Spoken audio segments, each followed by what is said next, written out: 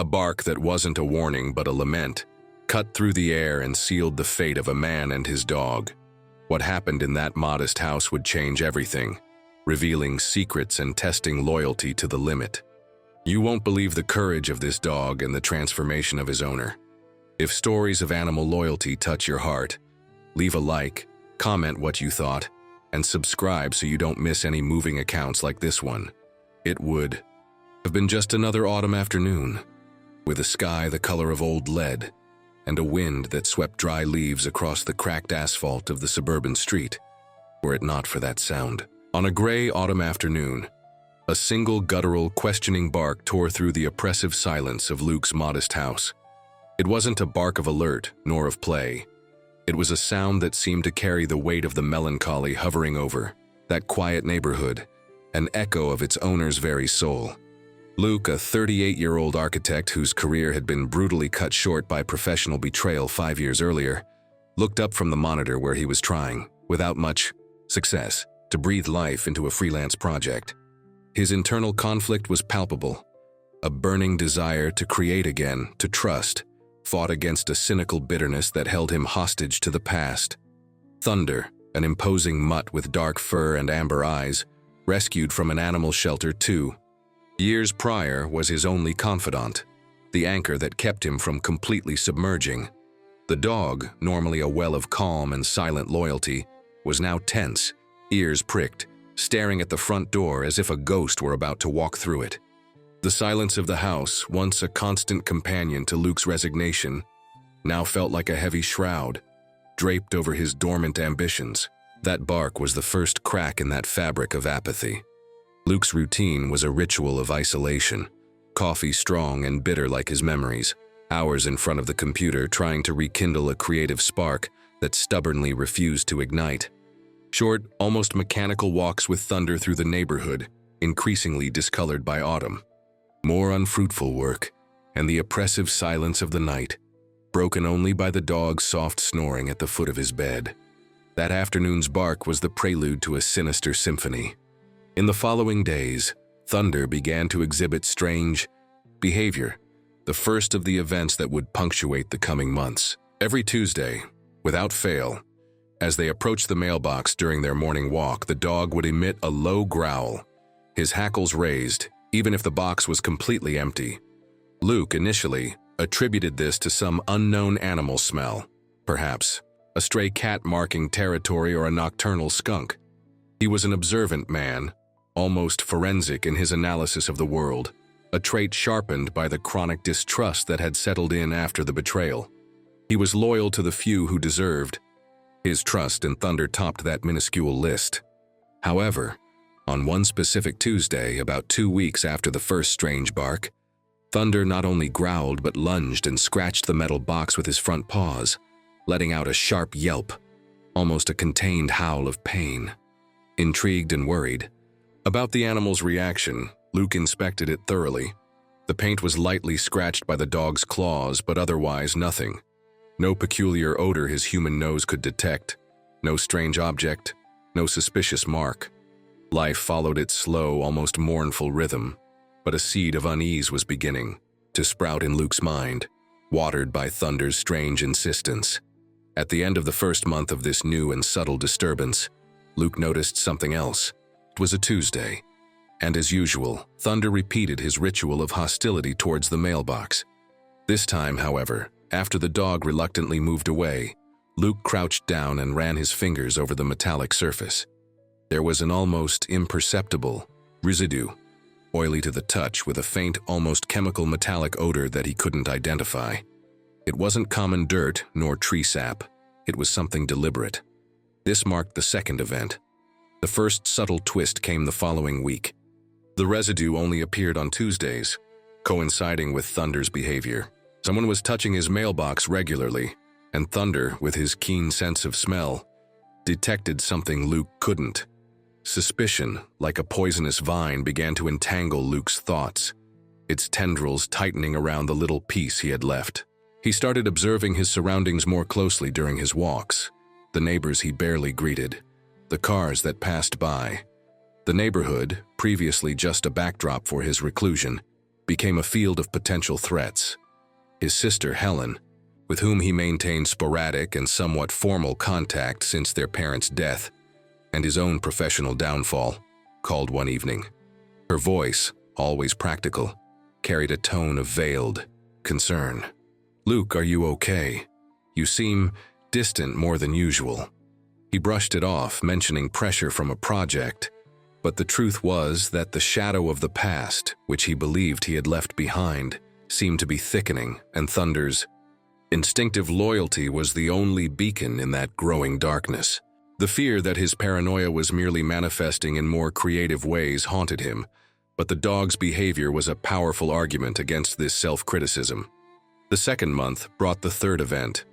On a rainy Tuesday, the mailman left a plain envelope with no return address, only his name and address printed in computer letters. Inside, a single sheet of paper with a short sentence also printed. "Some projects are never truly forgotten." Luke's blood ran cold. It was a veiled yet unmistakable reference to the project that had culminated in his professional ruin, the one stolen from him by Richard, his former partner and friend. The second twist, this time of medium impact, came with the analysis of the paper. It was a specific type of recycled paper, with a particular texture, the same kind Richard used for his personal memos. The coincidence was too great. Richard. The name echoed in his mind like distant thunder, bringing with it the storm of bitter memories. Why now? After 5 years? The anger, the humiliation, the feeling of powerlessness, it all returned with full force. But now there was something different. Thunder. The dog's presence, his constant warmth, his unquestionable loyalty, gave Luke a strength he didn't possess before. He was no longer completely alone on his island of despair. Walks with Thunder became longer, more alert. Luke started carrying a small Swiss Army knife with him, a gift from his late father, which he used for small repairs and whittling wood, a rediscovered hobby that helped him think. Now the knife seemed more like a tool for defense than for pastime. In the third month, the fourth event materialized. Thunder, whose growls at the mailbox had become a Tuesday morning constant, began reacting to a specific car, a dark sedan, unmarked, with tinted windows that drove slowly down the Chi Street, invariably on Tuesday mornings. Shortly before the mailman, the dog didn't just growl but barked furiously, pulling on the leash, trying to lunge at the vehicle. Luke managed to write down the license plate. The third subtle twist. A quick online search revealed that the plate belonged to a shell company, with no physical address or known commercial activity. Someone was watching him, and that realization was like barbed wire tightening in his chest. He thought about going to the police, but what would he say? That his dog didn't like a car and that he received an anonymous letter. He'd be labeled crazy, paranoid. The system had already betrayed him once. Faith in institutions was a dead seed in his barren soil. He needed concrete proof. The small town where he lived, with its Wild West feel where everyone knew each other, and certain codes of honor still seemed to prevail, was not immune to shadows. There was a local store, the Sunny Spot, which functioned as a mix of grocery store, bar, and meeting place. There, between conversations about the harvest and cattle prices, secrets were whispered and reputations built or destroyed. Luke rarely frequented it, but perhaps it was time to listen more closely to the community winds. The fourth month marked an escalation. The fifth event was a small act of vandalism. One morning, he found one of the panels of his wooden fence, specifically the one closest to the mailbox, broken, as if someone had stumbled or forced their way through. Nothing of value had been taken. It was a message, a subtle warning that the barrier of his property could be easily crossed. The fourth twist, of medium impact, came when he examined the broken wood. Stuck to a splinter, he found a tiny fragment of fabric, of a very specific gray color, almost identical to a cashmere scarf Richard used to wear ostentatiously. The memory was vivid, as Richard boasted about the imported piece. Luke put the fragment in a plastic bag, his mind buzzing. The tension began to affect Thunder more visibly. The dog, previously an example of placidity, became more agitated, slept poorly, roamed the house during the night. often stopping to sniff at the door and windows. His amber eyes, normally bright, seemed clouded with worry. The sixth event was this drastic behavioral change in the animal. Luke, feeling the weight of responsibility for his companion's safety, decided to take a more proactive stance. He bought a cheap security camera, one of those that connect to a cell phone, and installed it discreetly, camouflaged among the potted plants on the porch, pointed at the front of the house, covering the mailbox and the gate. The fifth twist, also of medium impact. On the first Tuesday after installation, the camera captured in the middle of the night the grainy, shadowy image of a tall, slender figure approaching the mailbox, depositing something, and quickly walking away. The face was obscured by a hood, but the silhouette was painfully familiar. Richard. The certainty was a cold knot in Luke's stomach. The light of hope, which barely dared to flicker, seemed about to be extinguished by the growing shadow of his tormentor. Months 5 and 6 were a blur of anxiety and vigilance. Luke barely slept, reviewing the camera recordings, analyzing every shadow, every noise. The image quality didn't allow for positive identification, but his instinct, now sharpened by constant adrenaline, had no doubt. He began documenting everything: the dates of the letters, the car's passes, the recordings. His training as an architect, his attention to detail, his methodology, all of it was channeled into this private investigation. The small town, with its traditions of hospitality and exchange of favors, where one farmer helped another with the harvest, and a local craftsman traded his carvings for garden produce, seemed oblivious to the drama unfolding on its outskirts. Luke felt like a stranger in his own land, a marked man. He tried for a moment to rekindle his career, participating in an online contest for the design of a small community center. He poured a fragment of his old passion into it, but Richard's shadow hung over every line, every calculation.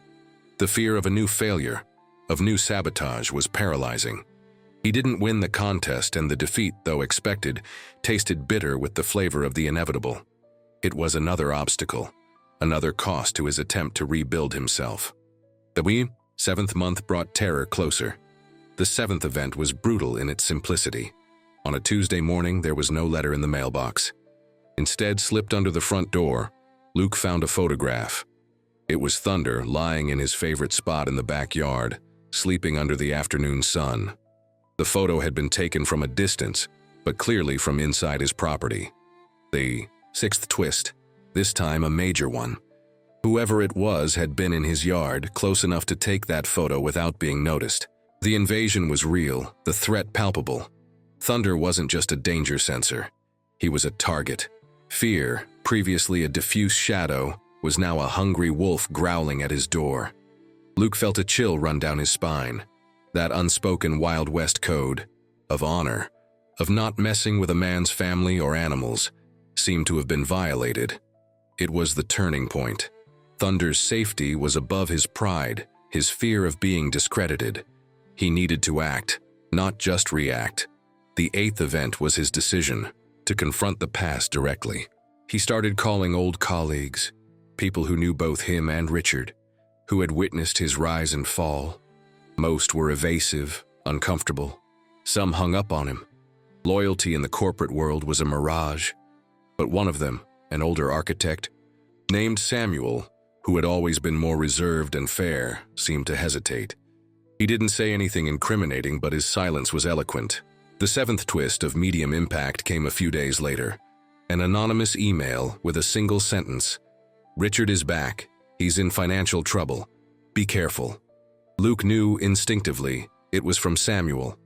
A small light of solidarity, a gesture of an old form of professional honor. The eighth month. The tension was almost unbearable. Luke reinforced the locks on doors and windows. He kept the Swiss Army knife always in his pocket. He slept with a heavy fireplace poker beside the bed. Thunder never left his side, a silent, vigilant bodyguard.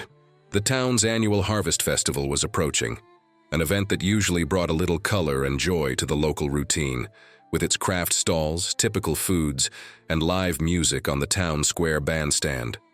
Luke usually ignored it. But this year, the idea of mixing with the crowd, A feeling a bit of normalcy seemed strangely appealing, almost a necessity. Perhaps there, in the midst of the buzz, he could find some information, some missing piece of the puzzle. He knew Richard was desperate, and desperate men make mistakes. That freelance project he had been dragging one's feet on suddenly gained new meaning. Finishing it, even if it was small, would be a personal victory, an act of defiance. He dove into the work with a feverish concentration, the lines on the screen taking shape, the structure virtually rising, an echo of his own attempt at reconstruction. The smell of damp earth after a recent rain came through the open window, bringing with it a fragile promise of renewal. The night before the harvest festival was strangely calm, a calm before the storm. Luke had finished the freelance project, sending it with a sense of relief and a tiny grain of pride. He and Thunder were in the living room, the firelight casting dancing shadows on the walls. Luke stroked the dog's head, who lay beside him, but whose ears twitched at every small, external noise. The ninth event was about to unfold. A subtle noise at the back door, an almost imperceptible creak. Thunder instantly raised his head, a low growl vibrating in his chest. Luke froze. Thunder's growl intensified, turning into a deep threatening bark. Then the sound of glass breaking in the kitchen. Richard, the eighth twist, a major one. Richard wasn't there to threaten or scare with letters and photos. He was breaking in. Desperation had driven him to a new level of criminal boldness. Luke grabbed the fireplace poker, his heart hammering against his ribs. "Stay, Thunder," he ordered, his voice trembling. But Thunder was already on his feet, positioned between Luke and the kitchen entrance, his body tense like a spring about to snap. Richard's figure emerged from the gloom of the corridor connecting the kitchen to the living room, a flashlight in one hand, a small volume in the other. His eyes met Luke's and a cynical smile twisted his lips. "Luke, my old friend, I see you've redecorated. A bit gloomy, wouldn't you say?" The voice was the same, unctuous and false. "What do you want, Richard?" Luke asked, his voice firmer than he expected. "Justice, my dear. Or perhaps just settling the score. You cost me a lot, you know. Your stubbornness, your integrity." He laughed, a hollow sound. "But don't worry. I came to bring a gift." He raised the volume he carried. An external hard drive, some compromising files about your little new projects. Just imagine Luke accused of plagiarism. Again. It would be a shame, wouldn't it? The ninth twist, the biggest of all. Richard didn't want money. He wanted to destroy what was left of Luke's reputation, planting false evidence, ensuring he would never get back on his feet. The original betrayal hadn't been enough. He needed to annihilate any shred of hope. This was the climax, the 10th event unfolding in pure action. Richard took a step forward. Thunder exploded in fury. The dog, a dark blur of muscle and teeth, lunged at the intruder with a roar that made the walls shake. Richard, caught off guard by the speed and ferocity of the attack, screamed and dropped the flashlight and the hard drive, which rolled across the floor. Thunder clamped down on Richard's arm, which he was trying to protect. The man roared in pain and rage, trying to shake the dog off. Luke, overcoming the initial shock, advanced with the poker. He didn't need to use it as a weapon. The impact of Richard colliding with a bookshelf as he tried to retreat from Thunder's attack knocked down a small wooden box Luke used to store his carving tools. A small, sharp, shiny chisel fell near the external hard drive. In the midst of the struggle, Richard, in desperation, tried to reach for something in his jacket's inner pocket. Thunder, with a powerful twist, unbalanced him. Richard fell heavily, and as he tried to brace himself, his hand slipped and hit the floor hard, flattening something that was in his pocket and which shattered. A small digital recorder. The 10th and final twist, also of great impact. The recorder, now broken, began playing audio fragments. Richard's voice, clear and distinct, talking to someone on the phone. "Yes, the idiot Luke is going to fall for it. I'll plant the files on his computer tonight. No one will doubt it after the previous scandal. He'll be finished forever." The confession. There, recorded. Thunder, even with a yelp of pain, Richard had hit him with a violent kick to the rib during the fall, held firm over the fallen man until Luke approached. The police arrived quickly, alerted by neighbors who heard the sounds of the struggle and Thunder's frantic barking. Richard was arrested, the recording and the external hard drive seized as evidence. Thunder had some bruised ribs and a cut paw, but the vet assured Luke he would be fine. In the days that followed, the story spread through the small town. Luke, the recluse, the failed architect, became something of a local hero, and Thunder, the personification of loyalty and bravery. The sunny spot buzzed with the narrative, everyone adding a flourish here and there, turning the dog into a legend. That Wild West code of honor, which Luke thought had died, manifested itself in the community's solidarity. People who barely knew him offered help, brought food for him and Thunder, shared stories of their own hero dogs.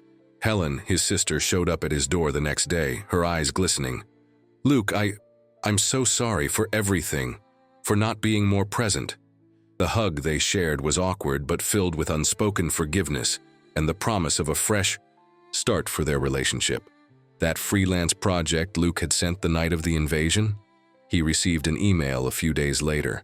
Not only had it been approved, but the client was impressed with the originality and attention to detail, offering him a contract for more work. The small flame of hope which Richard had tried to extinguish now burned with new strength, fueled by Thunder's courage and Luke's rediscovery of faith in himself and others.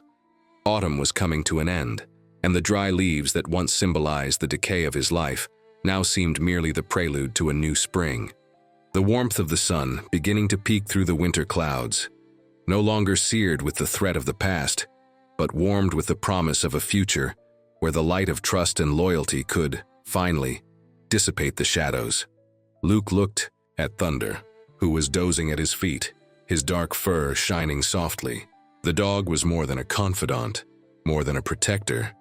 He was the unwavering anchor that had saved him from drowning, the beacon that had guided him through the storm. And in the comfortable silence of the house, there was no longer oppression, only hard-won peace and the certainty that, as long as he had Thunder by his side, he would never truly be alone again. The echo of that first melancholic bark had transformed into a song of resilience and unconditional love,